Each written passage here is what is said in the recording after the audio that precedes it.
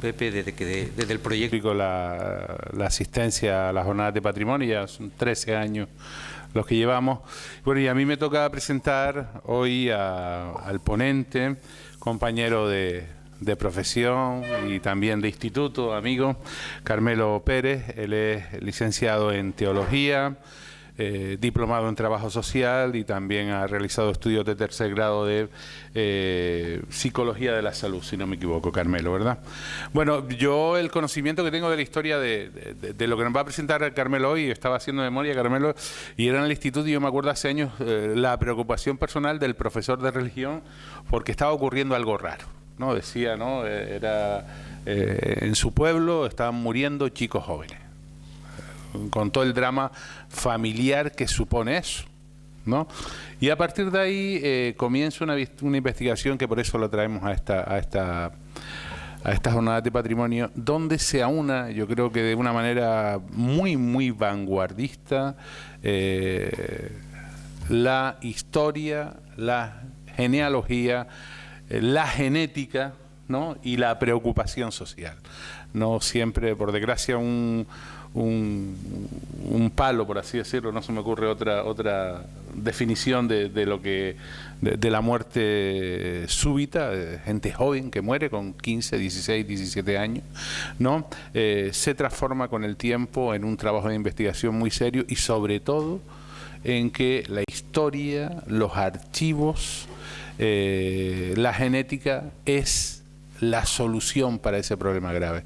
Y Carmelo, aparte de todo eso que les he dicho, es presidente de la Fundación Umiaya para la atención de la muerte súbita. Él nos va a presentar ese trabajo, todo ese proceso en el que los archivos, la genética, la investigación médica ha conseguido resolver un problema bastante grave. Muchas gracias. Bien. ¿Se oye?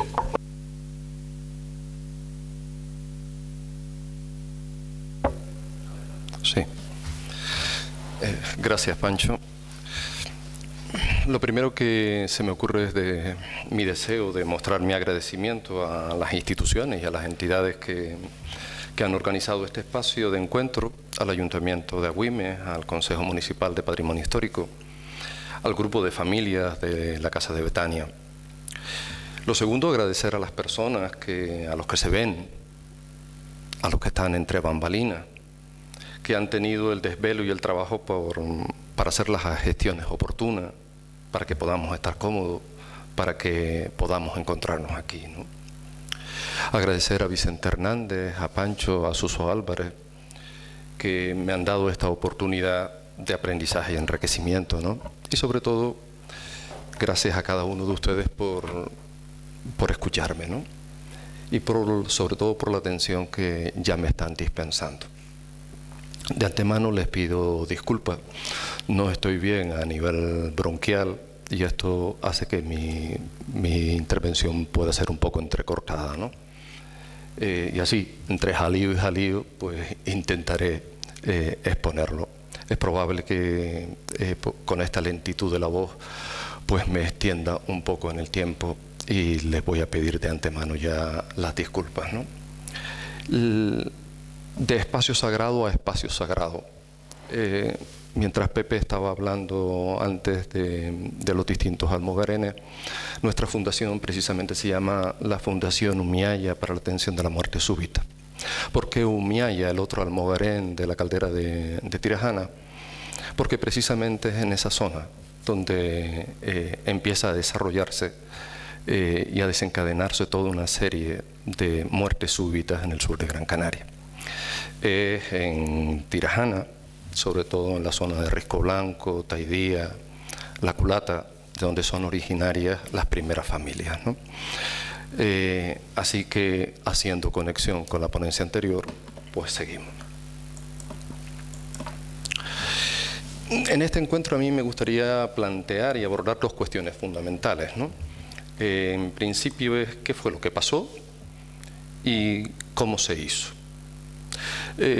Esta ponencia responde a un interés que tenían en Teguise en este curso, en el que se nos pidió que, o se me pidió que desarrollara cómo los archivos sirven para salvar vidas, ¿no? Así pues, el esquema de fondo está respondiendo a esa intencionalidad primera. Detrás de lo que late, de lo que se expone, late el trabajo y el esfuerzo de muchos. Esto me gustaría que quedara claro ya desde el principio, ¿no? Donde cada una de las personas que intervenimos, pues fuimos desempeñando nuestra propia tarea. Pretender arrogarnos la autoría por haber efectuado esta o aquel trabajo, pues a mí me parece que es un acto de osadía y de insolencia, ¿no? Porque en realidad los verdaderos protagonistas de toda esta historia son aquellas personas que realizaron con su vida su mayor regalo. Son los que no están. Son los que con su propio corazón abrieron un camino a los otros. Y junto a ellos, a los que en silencio están padeciendo esta enfermedad. Maite falleció una tarde de domingo, tenía 21 años, era el 14 de septiembre del año 1997. Ella estaba en la cumbre de Gran Canaria y su último gesto fue besar a su novio. Todo se detiene. El tiempo es un lapso que dura lo que se tarda en romper ese impacto, el asombro y la incredulidad de tener entre tus brazos un cuerpo inerte, un cuerpo que ya no responde a tu llamado. Luego viene el miedo, el vértigo, la precipitación, la urgencia por llegar al próximo centro de salud. Después el silencio de las miradas de los médicos que ya están anticipando la tragedia, la policía, las preguntas incómodas, toda una tarde de angustia para transmitir la noticia a su hermana y a su madre. El mismo dolor, el mismo quebranto de una familia que el año anterior, o 2 años antes, perdón, había asistido a la muerte de Tony. Tony era un joven de 21 años que fallecía de manera súbita conduciendo una ambulancia en Las Palmas y tenía la particularidad de que era primo de Maite. Esta es una lectura que se hace a posteriori, donde parece que de antemano todo encaja y donde todo ya está ensamblado. Sin embargo, todos sabemos que el orden de la lectura de los hechos no corresponde del todo con la vivencia que se hicieron de los mismos, ¿no? Sabemos que todo proceso humano está salpicado de claroscuro y es ahí, en esa penumbra, donde el drama adquiere su mayor grandiosidad. Los errores han sido dolorosos y trágicos, pero también gracias a ellos nosotros hemos ido avanzando, hemos logrado alcanzar sobre todo una solución y una luz para esta enfermedad, ¿no? La clave está en la constancia, está en no dejarse abatir por fuerte que fueran los vientos. Y es en esta perspectiva el lugar de donde nosotros queremos contemplar lo vivido. En aquella tarde de septiembre, en aquel duelo, yo escuchaba el relato de otras muertes súbitas, de otros fallecimientos que habían sucedido también en el seno de esa misma familia. Así vi Francisca, que tenía 10 años, muere mientras hacía café. Emiliano, que tenía 8 años, que fallece jugando en la plaza de Tunte. Y Sergio, de 10 años, en una piscina. Todo aquel dolor despertó en mí los siguientes interrogantes. ¿Qué sucede? ¿Por qué mueren tan jóvenes? ¿Solo les ha pasado a ellos? ¿Habrán más? Y uno se queda en blanco, ¿no? En aquellos instantes me sentía dividido entre la razón y el corazón. La cabeza se hacía preguntas y buscaba respuestas a los 1001 por qué. Y el corazón compartía el mismo estado de shock y el mismo estado de dolor que vivía aquella familia. No en vano hacía 1 año que mi hermana me había fallecido también de manera abrupta fallecido de un infarto de miocardio masivo mientras caminaba en la víspera del Pino hacia Teror. Yo volvía a revivir con aquella gente la misma situación y la misma tragedia, ¿no? Y como en aquel entonces, también Maite era una joven llena de vida, una joven que resultaba imposible imaginar que estuviera allí de manera inerte, ¿no? Pero allí estaba, evidenciando con su presencia lo que los ojos se negaban a creer. Y de nuevo me encontraba lanzando un grito sordo a la vida y formulando las mismas preguntas. ¿Cómo es posible esto? ¿Cómo se puede morir tan joven? ¿Por qué a ellos? ¿Por qué ahora? ¿Qué sentido tiene todo esto, no? Y en esa mezcla de pensamientos, de sentimientos, de emociones, la vida me devolvió la pregunta. Y ante todo esto, ¿tú qué piensas hacer? ¿Qué puedes hacer? No me andes preguntando a mí, me decía la vida. Pregúntate, no me preguntes el por qué, pregúntate el para qué, ¿no? Y esa misma idea la encontré luego en Viktor Frankl, aquel neurólogo y psiquiatra austríaco, que vivió la terrible experiencia de sobrevivir a 4 campos de concentración, perder en ellos a todos sus familiares y quedarse con lo único que él tenía, la existencia desnuda. Él nos recuerda que es nuestra actitud frente a la vida la que tiene que cambiar, pues en realidad somos nosotros los preguntados, somos nosotros quienes tenemos que responder. Y él afirma que vivir significa asumir la responsabilidad de encontrar la respuesta correcta a los problemas que ese vivir plantea y cumplir la tarea que la vida asigna continuamente a cada ser humano. Incluso para cada uno de nosotros, ante el dolor y la muerte, nos cabe la libertad de poder elegir. Y poder elegir el rendirnos o el hacerle frente. Así empezó todo. Aquella intuición inicial fue la que marcó la diferencia. Pero teníamos muchas preguntas por hacernos, ¿no? Cientos de preguntas. ¿Todas aquellas muertes eran meras coincidencias? ¿Eran frutos del azar? ¿Cuál era el origen de aquella enfermedad? ¿Cómo parar aquel dolor? Lo que les cuento, teníamos muchas preguntas, pero muy pocas razones convincentes.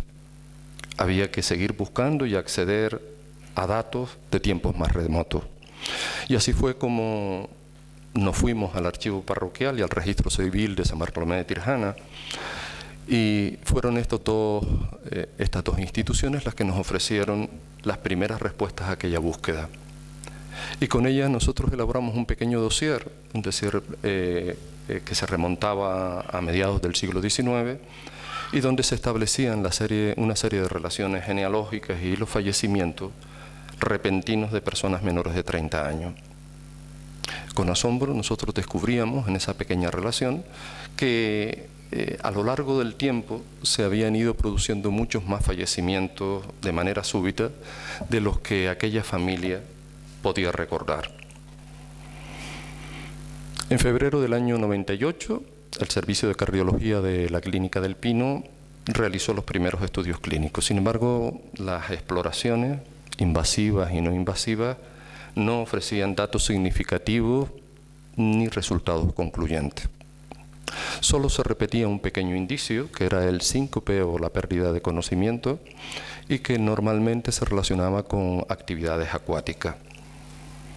Fue a partir del año 2001 cuando se le propone a la familia realizar un estudio genético, y este estudio se realiza en el Laboratorio de Genética Cardiovascular del Dr. Ramón Brugada en Nueva York.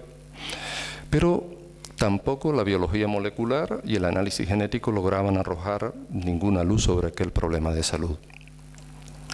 Entre julio y diciembre del año 2002 fallecen 3 jóvenes en el sur de Gran Canaria. Fanny tenía 14 años cuando falleció mientras estaba jugando en la plaza con sus amigas. Alejandro, de 23, se desvaneció mientras corría, pendiente arriba, intentando sofocar el incendio en el lomito de Taidía, o de Santa Lucía, perdón.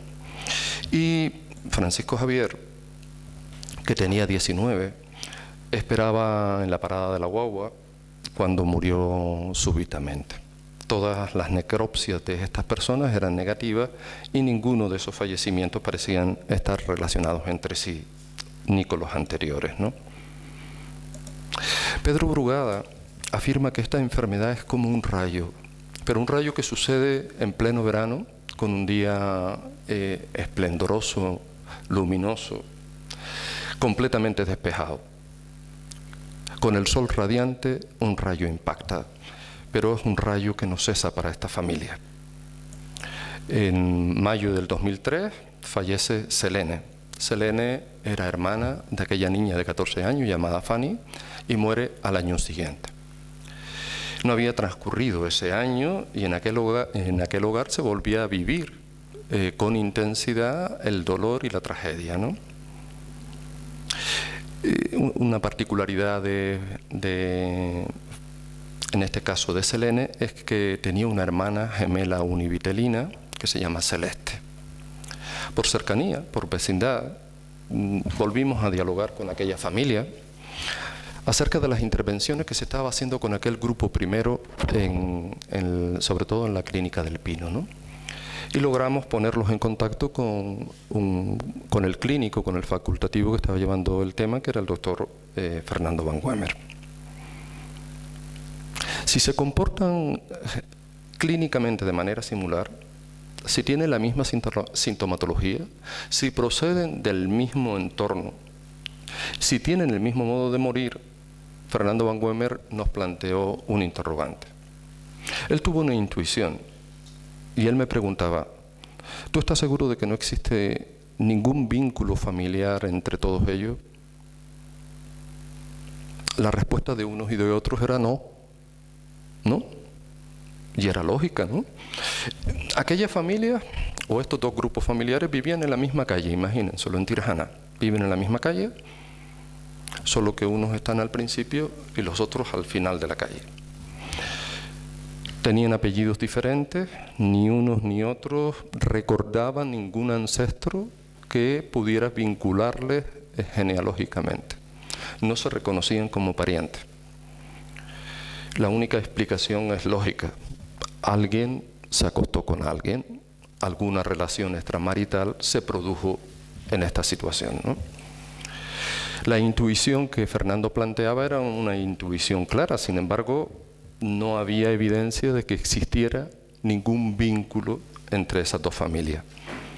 Y contra toda lógica, yo opté por seguir aquella intuición. Se trataba de localizar a los ancestros de aquellas dos familias e intentar relacionarlos. Y de nuevo empezamos a ordenar nuestros papeles en los archivos, tanto el parroquial como el del ayuntamiento, del registro civil de San Bartolomé de Tirajana, ¿no? Y fue en el año 2004 cuando descubrimos que efectivamente aquellos dos grupos familiares estaban relacionados genealógicamente, estaban emparentados. El vínculo que les unía se remontaba a 200 años antes. Y este descubrimiento importante nos llevó a contactar con otros grupos familiares donde se habían producido muertes súbitas por ver si existían esas relaciones genealógicas. Y efectivamente, nosotros logramos descubrir que aquellos 4 grupos familiares donde había muertes súbitas en el sur estaban todos relacionados y entroncaban en ese mismo punto 200 años antes. Todos eran descendientes directos de un matrimonio que se estableció en Tunte en el año 1804. Habíamos dado con un dato fundamental, pero todo sucedía vertiginosamente. El sentimiento de zozobra, el sentimiento de vivir bajo la espada de Damocles, de no saber a quién le podía tocar o quién sería el siguiente, pues creaba, sobre todo en los padres, un sentimiento de angustia, un sentimiento de ansiedad, porque preocupaban sobre todo los vivos. Sin embargo, la muerte no cejaba en su empeño. En una noche de abril de aquel mismo año 2004, José Antonio acababa de estar bromeando con sus padres, estaba jugando con su hija pequeña y luego se fue a acostar. Y su esposa escuchó su respiración agitada, su agitación, como un ronquido extraño, ¿no? Y a partir de ahí todo se precipita. Fallecía antes de llegar al centro de salud de Tunte. Su hermano Tony, recuerden al principio, era el que había fallecido en el año 1995 conduciendo una ambulancia en Las Palmas. Aquellos padres de 3 hijos habían perdido a los 2 varones. Y es en octubre de ese mismo año, una joven de la misma familia pierde el conocimiento mientras estaba nadando en la playa. Eso mismo le había sucedido 4 años antes a su hermana en una piscina. Y en ambos casos, y en virtud de los problemas familiares, el facultativo tomó la decisión de implantarles un desfibrilador automático, implantable, ¿no? Es lo que llamamos un DAI. Y fue el 13 de noviembre del año 2004 cuando ese DAI se activa porque había tenido una arritmia. Por primera vez se detectaba en esta familia esa taquicardia ventricular polimórfica catecolaminérgica. La enfermedad empezaba a mostrar su rostro. Sabíamos de qué estábamos hablando ya. Por segunda vez se repetía y se volvía a confirmar el diagnóstico. Se estaban dando pasos de gigante. Sabíamos que se trataba de un mismo tronco familiar, sabíamos la filiación de la enfermedad, pero no sabíamos quién o quiénes podían estar afectados. Solo se disponía de indicios, y el indicio era el síncope, y en este caso del DAI. Y esta insuficiencia de datos ocasionaba obviamente una gran tensión y enormes discusiones con los responsables clínicos. La arrogancia intelectual, la falta de humildad para reconocer que en torno a esa enfermedad habría grandes desconocimientos, el sentirse impelidos a dar una respuesta a los enfermos y a sus familiares, pues llevaba algunas veces a los clínicos a tomar decisiones que iban en contra del sentido común. Decisiones que luego se convirtieron, por desgracia, en desenlaces fatales, ¿no? De nuevo, en pleno verano, el impacto del mismo rayo. Saúl tenía 14 años, había ido a las fiestas de Risco Blanco. Todos conocemos Risco Blanco, ese pequeño pueblo de Tirajana. Sabemos cómo resulta difícil llegar hasta allí. La plaza estaba llena de gente, había verbena, todos bailaban. Y él también. Estaba alegre, le pidió permiso a su madre para tomarse una bebida energética. Siguió bailando y se desvaneció. Su cuerpo se cayó al suelo. De nuevo, la angustia y el miedo. Una ambulancia que no puede llegar hasta aquel lugar. La búsqueda ansiosa de un coche para recorrer una senda que se hace infinita. Había que desafiar la velocidad, luchar contra el tiempo y enfrentarse a una carretera que todos conocemos, que está plagada de curvas, bordeando el precipicio, ¿no? En aquel trayecto iba en brazos de su madre, quien le animaba a salir de aquel estado, ¿no? En un instante ella percibió que su hijo parecía que se iba a recuperar, pero dejó de latir y se volvía laxo, como si fuera un muñeco de trapo, son sus palabras, ¿no? Se le desmadejaban sus manos. En el mes de julio del año 2006, una vez más, se volvía a certificar muerte súbita en el mismo centro de salud. No transcurrió un año para que la enfermedad hiciera sentir otra vez un estremecimiento dentro de la familia, ¿no? Solo que en esta ocasión la conmoción adquiría una dimensión internacional. Celeste también tenía 14 años. Era el 25 de junio del año 2007, participaba en el viaje de fin de curso con sus compañeros de colegio y se encontraba en Disneyland París. Ella disfrutaba del vértigo de una montaña rusa cuando la taquicardia ventricular pues hizo su aparición y paró su corazón. Era la hermana univitalina de Selene, la tercera hija que fallecía por la misma causa. El impacto mediático que tuvo aquella muerte fue enorme. De 1997, en que muere Maite, al año 2007, en que muere Celeste, habían transcurrido 10 años. Y en ese decenio habían fallecido 8 personas y otras 2 sobrevivieron porque tenían implantado el DAI. La ansiedad, la angustia alcanzaba ya cotas inimaginables, sobre todo cuando se acercaba el verano y el otoño, que es el tiempo donde más se manifiesta o se manifestaba esta enfermedad. Aún se disponía de una prueba cardiológica o genética, no disponíamos de ella, que pudiera detectar quién estaba afectado y quién no. En septiembre de 2007 se volvieron a remitir todas las muestras de los fallecidos al laboratorio de los hermanos Brugada, pero esta vez en Canadá. Y esta vez el estudio genético sí que trajo consigo una buena noticia. El 11 de diciembre nos comunican que habían encontrado una mutación genética potencial que pudiera explicar la causa de esa familia, ¿no? De esa enfermedad. Y se descubre que los pacientes y los afectados presentan una mutación de un gen que está vinculado a una mutación que está vinculado al receptor cardíaco de una proteína que es la rianodina, ¿no? El defecto de este gen en concreto está relacionado con la emisión de los iones de calcio durante la activación adrenérgica. Explico esto un poquito. Cuando estamos en una situación de estrés, cuando estamos en una situación de esfuerzo o muy emocionado, nuestro corazón lo que hace es acelerar el pulso. Estamos en una situación adrenérgica, ¿no? Y nuestro corazón lo que hace es emitir iones de calcio.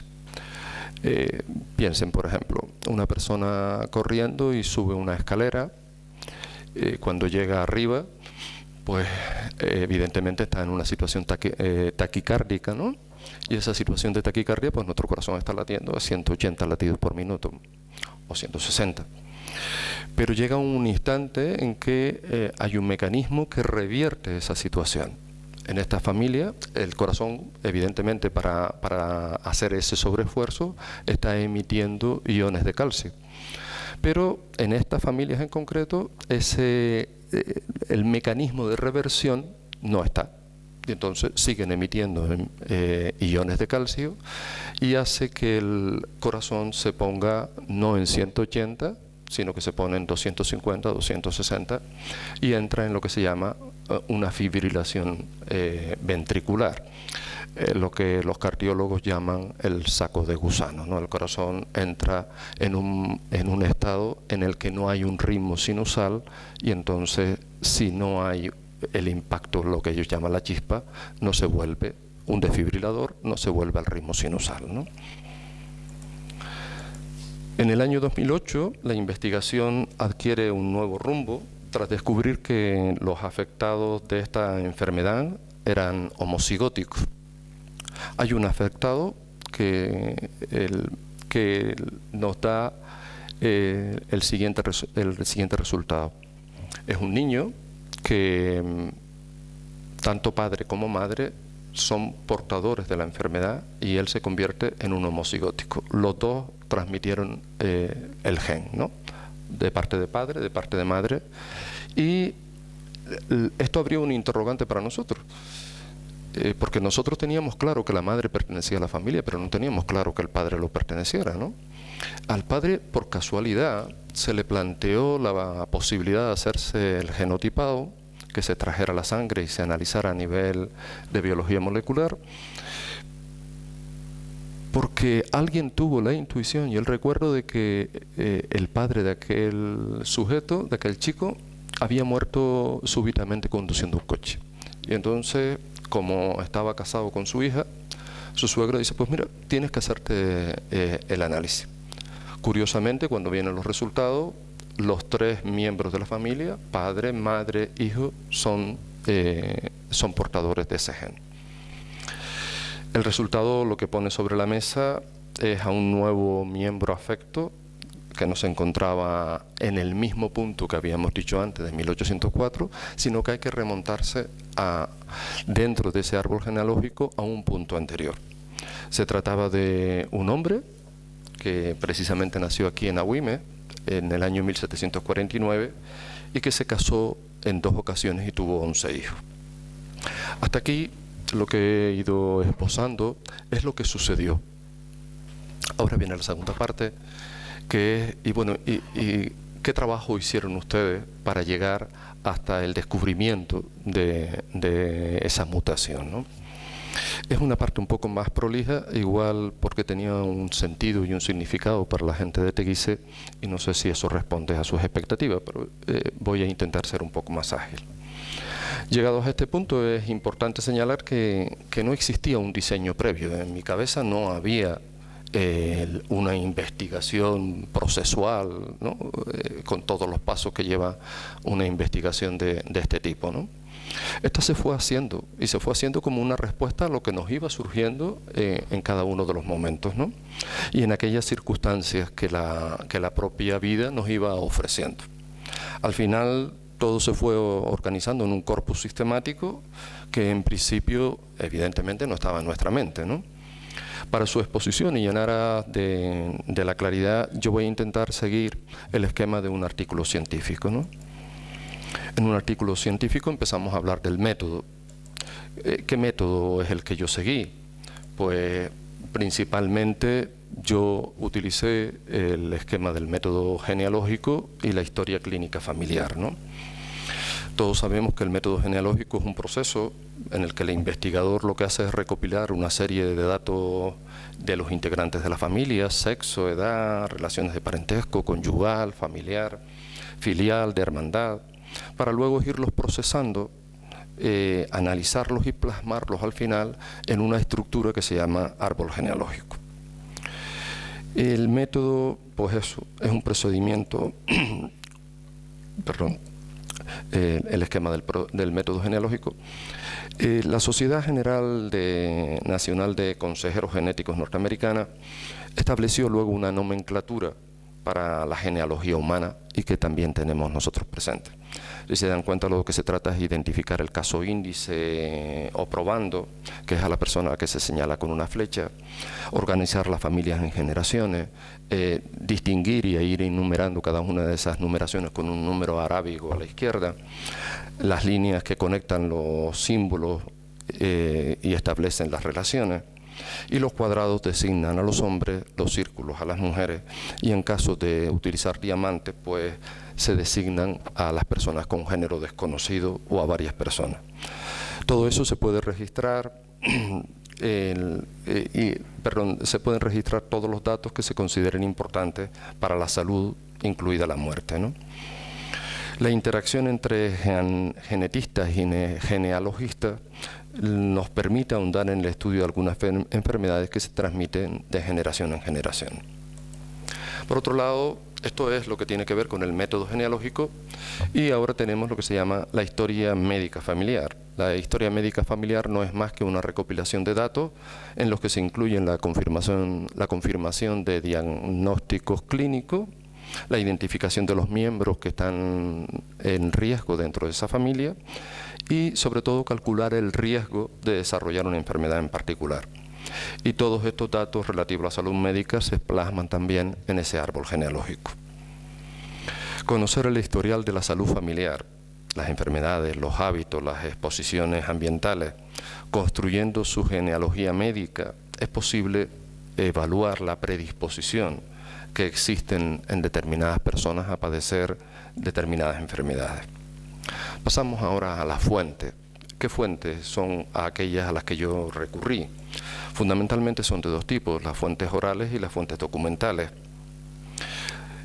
Sabemos que la información oral es la recopilada a través de los testimonios de los más ancianos, de los diversos grupos familiares, y a ella es a la que yo eché mano.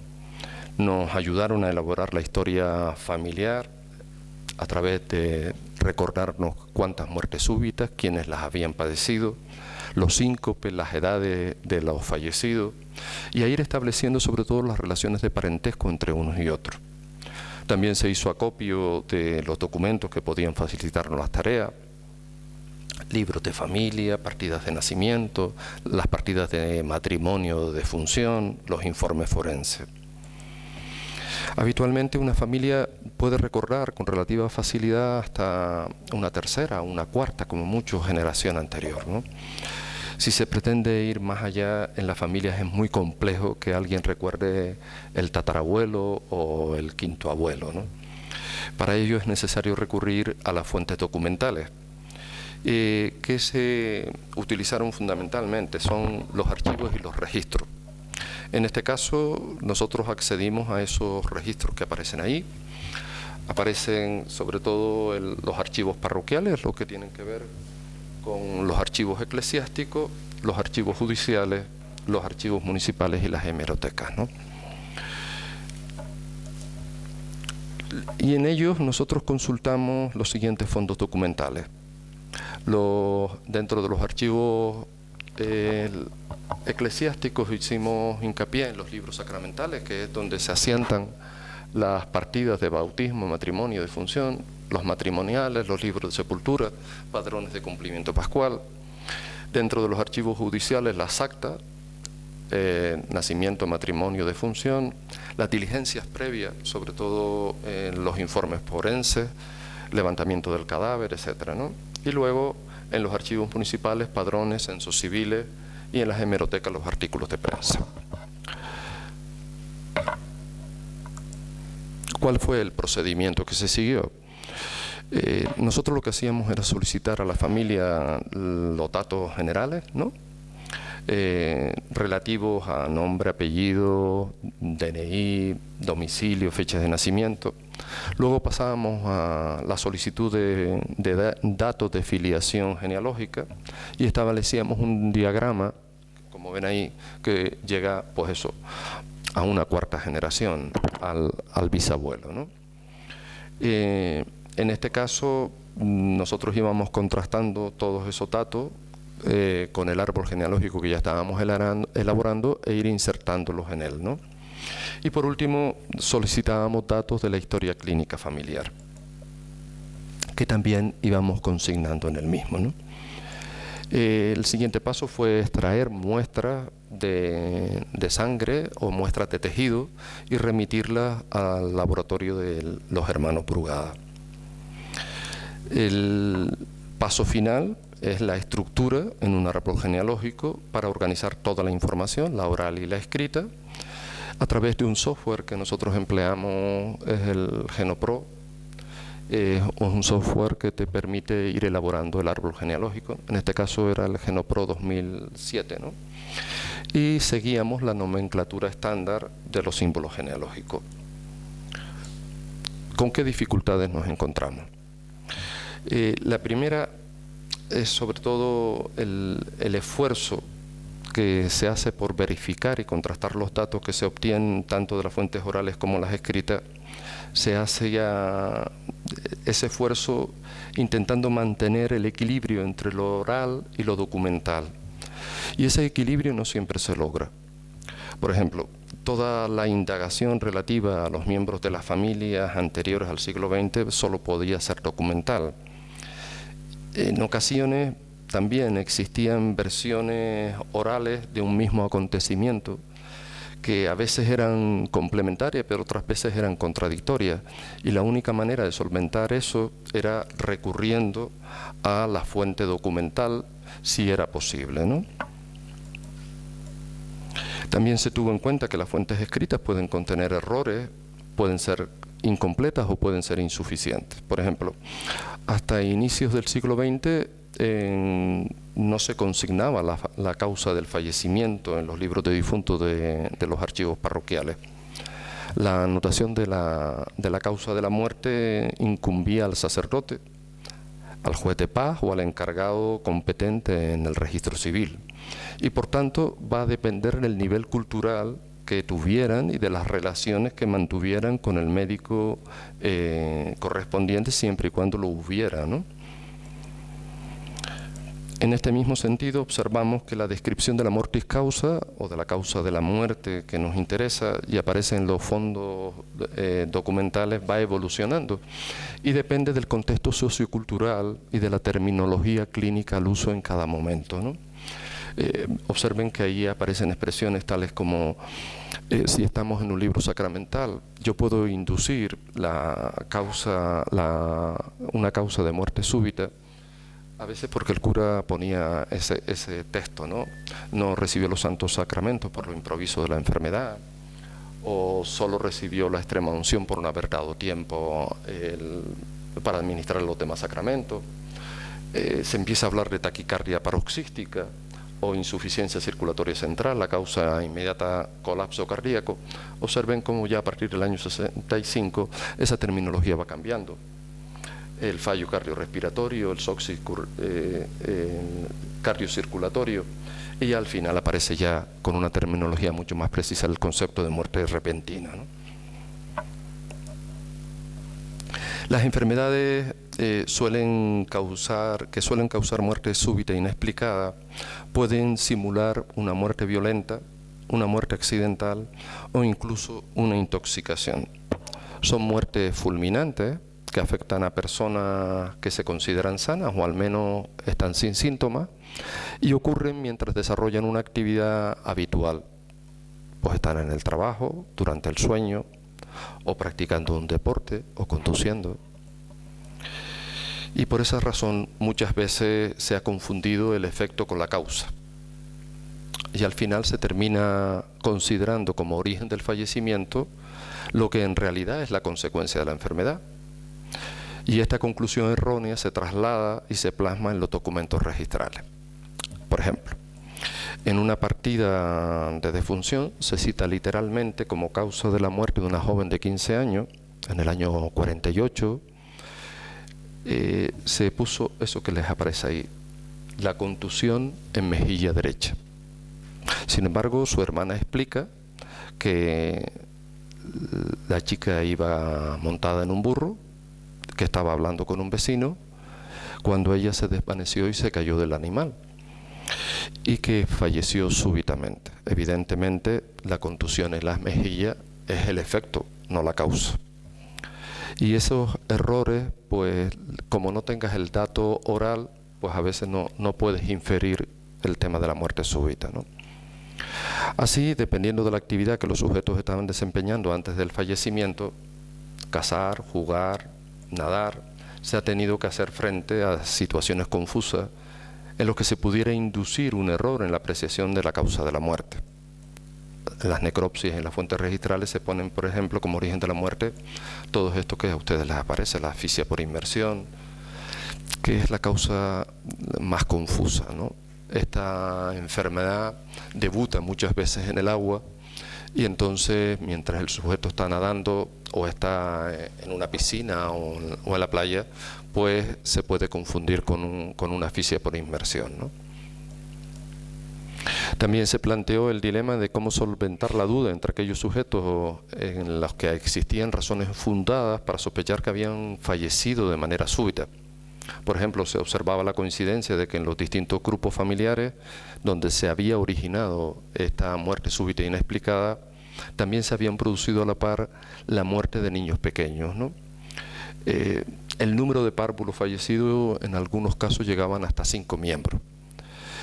Aunque cupiera la posibilidad de que padeciera la misma afección que sus hermanos, nosotros optamos por descartarlo, sobre todo porque la causa de la muerte que se señalaba era muy genérica, se ponía el término enfermedad común para referirse a ella, y por otro lado se excluían todos estos fallecimientos porque eran anteriores al año 60, ¿no?, del siglo pasado. Hasta ese entonces la comarca de las Tirajanas pues era un lugar eminentemente rural y aislado, y la mortalidad infantil pues también era muy alta.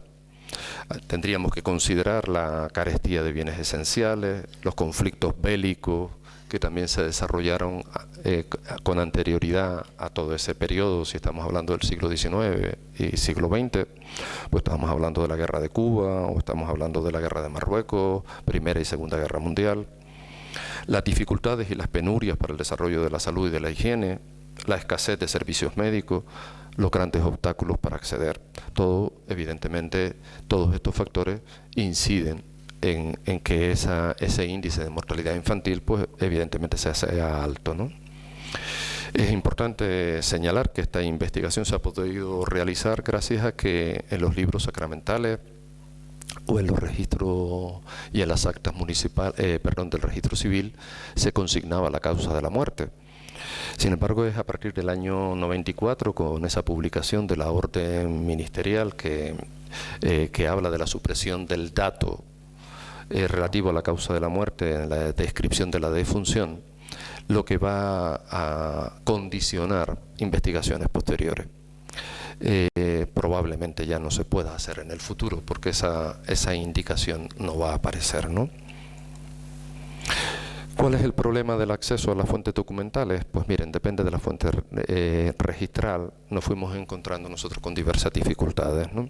No obstante, en líneas generales nosotros percibimos una buena disposición en los responsables de las distintas instituciones, salvo pequeños problemas unidos a la distancia, al escaso tiempo de apertura de los archivos, que provocaron ralentización y dilatación en el tiempo de la investigación.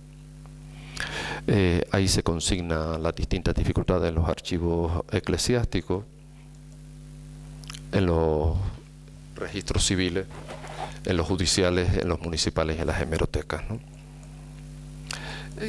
Bueno, vamos a intentar ir concluyendo y vamos a ir viendo cuáles son los resultados que se obtuvieron. Ahí le aparece una serie de números.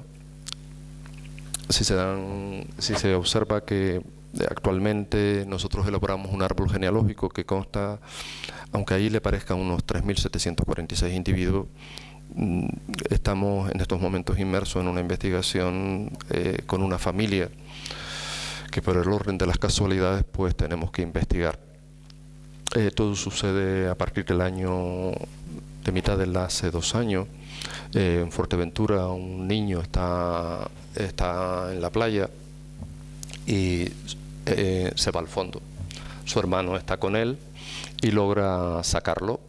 El hermano había hecho algún curso de masaje cardíaco y entonces empieza a reanimar a su hermano. El mayor tenía 18 y este tenía 15.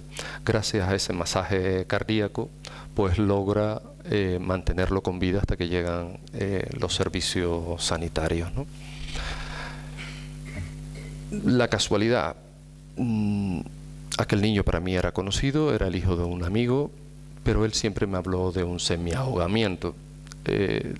La casualidad fue que el vicepresidente de la fundación estaba en el hospital y pudo saber que era una muerte súbita recuperada, que le habían puesto un desfibrilador. Y entonces me dice, chacho, mira, este chico es del sur, probablemente sea de la familia. Y a partir de ahí nosotros descubrimos que uno de sus progenitores estaba afectado por la taquicardia ventricular polimórfica, pero era alguien que no estaba vinculado genealógicamente con la otra familia, solo genéticamente. ¿Qué significa eso? Lo que significa es que en el tiempo hubo alguna relación extramarital que estaba ocasionando la transmisión de ese gen. Esto nos conlleva a que tenemos que estar investigando una familia que tiene más de 500 miembros actualmente. Unidos a esos datos que ustedes tienen ahí, pues nosotros estaremos rondando pues los 4.000 individuos, unas 1.400 familias, etcétera, ¿no? Este aspecto es bastante novedoso en el estudio, porque lo habitual en las publicaciones consultadas es elaborar árboles genealógicos que se remontan a una 4ª o 5ª generación. Es decir, como máximo se retrotraen hasta los bisabuelos y en el mejor de los casos hasta los tatarabuelos, pero no hasta el 12º o el 13º abuelo. Gracias al análisis genético se ha podido identificar a 243, yo creo que en estos momentos pueden ser un poco más, unos 250 portadores de la mutación, que también se extienden a Japón y Venezuela. En este caso nos hallaríamos ante una mutación fundacional, donde el paciente 0 actualmente digo actualmente, porque puede ser que se retrotraiga, se sitúa en el año 1749. En este sentido, también constatamos que los estudios publicados sobre la taquicardia ventricular polimórfica catecolaminérgica no contienen series de afectados tan largas como el caso que le estamos contando, ¿no? Y como hemos afirmado, tanto la población afectada como la de fallecidos por muerte súbita inexplicada se concentran en esa comarca de las Tirajanas, en el sur de Tirajana, de Gran Canaria, perdón. Ha sido precisamente la condición de insularidad y el asentamiento estable de la población investigada lo que nos ha facilitado el seguimiento y el estudio genealógico a lo largo de casi 4 siglos, ¿no? El uso de la genealogía de la historia médica familiar pues ha mostrado un alto índice de aplicabilidad y beneficio para detectar la población susceptible de padecer muerte súbita inexplicada. A nivel clínico se ha creado a instancias de las familias y de los cardiólogos implicados, pues esa comisión técnica de seguimiento clínico del programa de diagnóstico precoz de la cardiopatía familiar con alto riesgo de muerte súbita en Canarias. Se ha hecho un seguimiento clínico de la población, se ha sometido a tratamientos farmacológicos y se le ha puesto en aquellos casos que se precise un desfibrilador automático implantable. La investigación genealógica de quien les habla, la atención de los doctores Brugada y de Fernando Van Wemer y la investigación genética del doctor Brugada han sido los 3 pilares fundamentales de este proceso. Por un lado tenemos una investigación que es de tipo genealógico, una investigación que es de tipo clínico, que llevan el doctor Pedro y Josep Brugada y Fernando Van Wemer, y por otro lado la investigación genética del doctor Ramón Brugada. Esos 3 pilares son los que constituyen el equipo de investigación. Y hay un cuarto, que es la aportación que hace la propia familia, ¿no? Sin las muestras biológicas de los fallecidos, sin el aporte de las muestras sanguíneas o tisulares, pues no se podía haber hecho este estudio, ¿no? El trabajo genealógico ha sido y sigue siendo vital para interrelacionar los casos, para identificar a la familia, para ayudar a prevenir. Y evidentemente la identificación genética de los portadores y el tratamiento clínico son los que garantiza de facto la posibilidad de sobrevivir. ¿A qué conclusión llegamos? La conclusión a todo este estudio ya se había señalado al principio de la ponencia. El papel que han jugado los archivos en todo este proceso ha sido vital porque en realidad los archivos salvan vidas. Yo no sé si en tiempo, son 5 minutos más, cabría ver un pequeño corto, si no estamos muy cansados, en el que se hace una síntesis de todo este trabajo y donde el aspecto clínico genético está mejor explicado. No quiero abusar de su confianza, ustedes me dicen si quieren y podemos.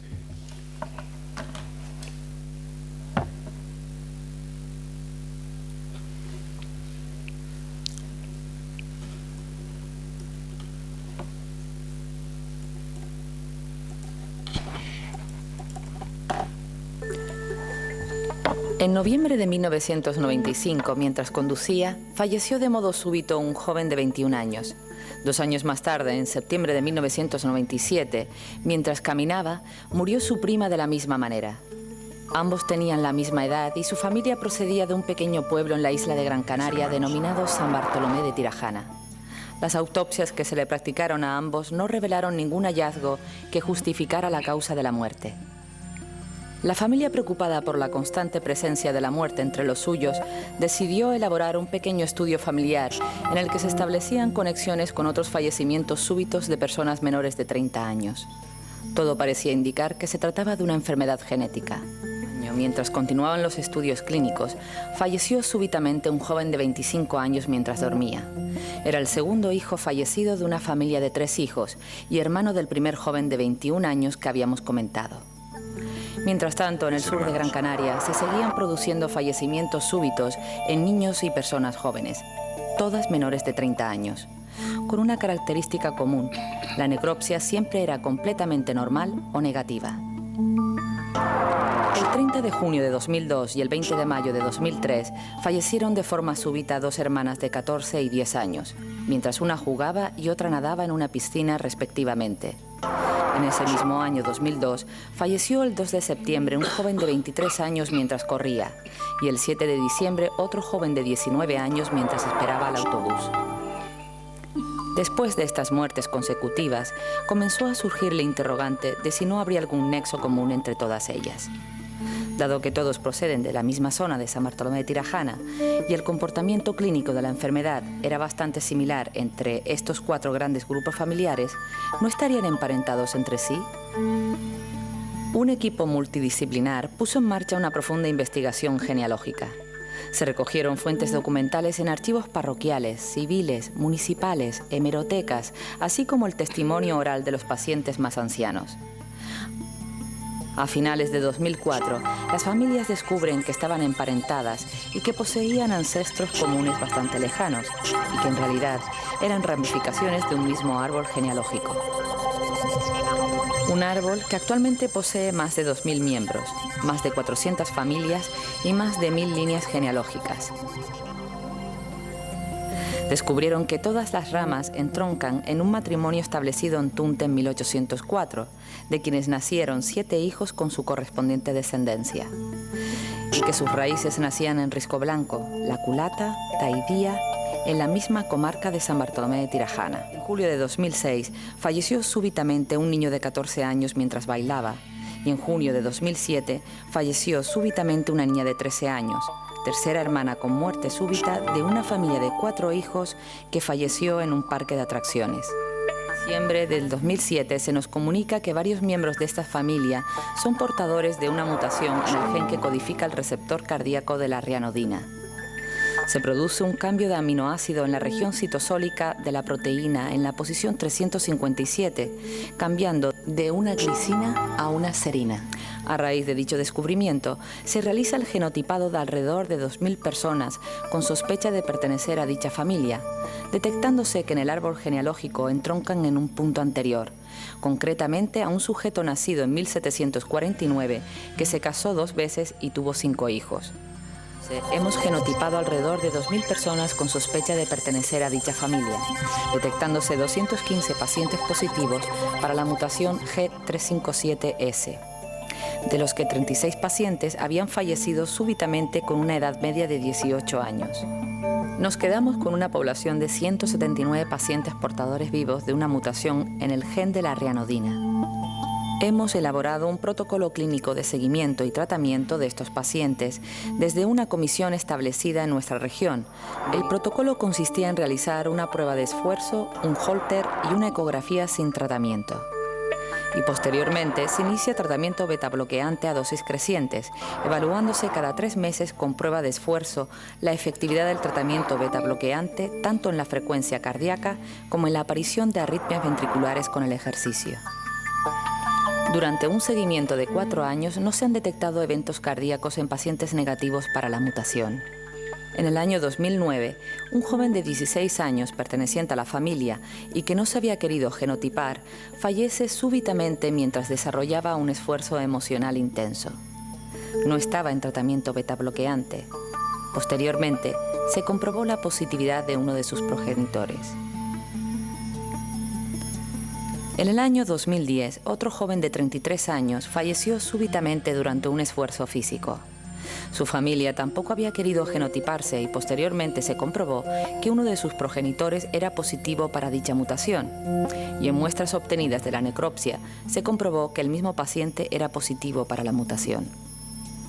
En la actualidad existen aproximadamente 30 pacientes familiares directos de pacientes positivos que no se han genotipado por negativa de los mismos, incluyendo algunos menores de edad. No cabe duda de que estamos en las primeras etapas de la integración de la genética en el diagnóstico y seguimiento clínico de los pacientes. Sin embargo, constituye todo un reto para los cardiólogos hoy en día el diagnóstico, seguimiento y tratamiento de estos portadores debido a la gravedad de los síntomas cuando se producen y la poca reproducibilidad de los mismos. Se necesitarán nuevos estudios para determinar la efectividad de los diferentes tratamientos y, lo que es más importante, ¿Cuáles son los factores predictores que hacen que dos pacientes con la misma mutación tengan diferente curso clínico? Ese pequeño corto se hace a medida que íbamos evolucionando. Entonces iba arrojando los datos a la luz de lo que teníamos en ese momento, ¿de acuerdo? Y por otro lado, las imágenes, nosotros tenemos que preservar la posibilidad de no identificar a los sujetos, por eso hay pequeños cambios respecto al relato que ya se les hizo anteriormente, ¿no? Bueno, en principio agradecer y felicitar a Carmelo, agradecer la asistencia a estas jornadas y sobre todo felicitar por el resultado final del trabajo, que yo creo que es salvar vidas. Ahora, como siempre, no tenemos mucho tiempo, pero si hay preguntas, alguno quiere hacer una pregunta. Yo tengo una sobre la parte final. Y ¿cuál es la aplicación para que familias o personas no se hagan una prueba cuando tienen número? Me refiero a que se decía ahí números de lotería, ¿no? Más o menos el miedo, a lo mejor. Es que estamos asistiendo a ese mismo problema en estos momentos. Nosotros hacemos un esfuerzo inmenso en identificar primero a la familia, toda la identificación genealógica. En segundo lugar, se trata de ponernos en contacto con los familiares. Y una vez que nos ponemos en contacto con los familiares, pues nos observamos esa resistencia. Y sobre todo, lo más dramático es cuando reciben un diagnóstico positivo y no quieren saber nada, o no quieren genotipar ni siquiera, incluso en personas que han tenido hermanos o familiares muy directos que han fallecido, no quieren. ¿Cuál es la razón? El otro día manteníamos una reunión con las familias del sur y hablábamos de dos fundamentales, ¿no? La primera es evidentemente el miedo, no quiero saber. Y la segunda razón es que los sujetos se ven bien de salud. Y como me veo bien, yo no me voy a morir nada de eso, ni nadie en mi familia. Y es muy difícil hacerles caer en la cuenta de que una cosa es que en este instante tú estés bien de salud y físicamente bien. Y tal como se planteaba el otro día, hay deportistas de élite que fallecen. No me viene ahora el nombre del jugador de fútbol que tuvo una muerte súbita de esta característica, ¿no? Sí, pero hay otro español, Antonio Puerta. La similitud con la muerte de Antonio Puerta y de esta familia es prácticamente igual, ¿no? El efecto es así, se desploman y quedan, ¿no? ¿Por qué no lo hace la gente? Es dramático, para mí es muy dramático. Yo he tenido que asistir a 3 ocasiones en las que hemos dialogado con la familia. En el primer caso 4 veces, con el padre de una de las personas. No. Hasta que su hijo, pues por desgracia, fallece. El más dramático para mí es el último, un chiquillo de 17 años en un concierto y fallece delante de sus padres. Es muy duro, sobre todo si yo me pongo en los zapatos de esas personas. ¿Alguna